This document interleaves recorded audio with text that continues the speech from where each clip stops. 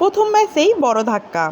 মরক্কোর বিপক্ষে জয়ের বদলে মাত্র 1 পয়েন্ট নিয়ে মাঠ ছাড়তে হচ্ছে সেলেসাওদের।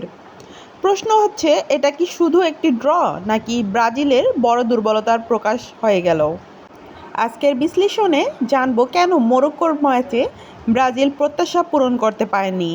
ম্যাচের শুরু থেকেই মরক্কো দারুণ সংগঠিত ফুটবল খেলেছে।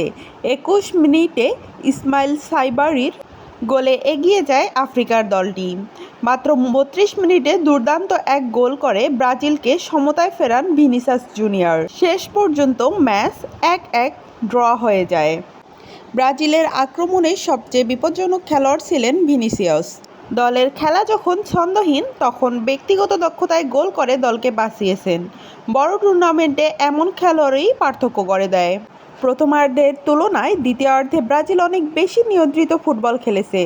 কোচ কার্লো আনচেলত্তির পরিবর্তনগুলো ম্যাচে ইতিবাচক প্রভাব ফেলেছে।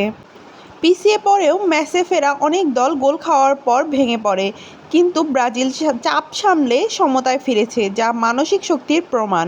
মিডফিল্ডে নিয়ন্ত্রণের অভাব। প্রথমার্ধে ব্রাজিল মিডফিল্ড প্রায় অদৃশ্য ছিল। বল দখল, প্রেসিং এবং ট্রানজিশনে মরক্কো এগিয়ে ছিল। বিশেষ করে কাসিমিরোর পারফরমেন্স হতাশাজনক ছিল। মরক্কোর গোল আসছে দ্রুত কাউন্টার অ্যাটাক থেকে। ব্রাজিল ডিফেন্স লাইন এবং রাইট সাইডে বড় ফাঁকা দেখা গেছে। ভিনিসিয়াস ছাড়া অন্য ফরোয়ার্ডরা খুব বেশি প্রভাব ফেলতে পারেনি।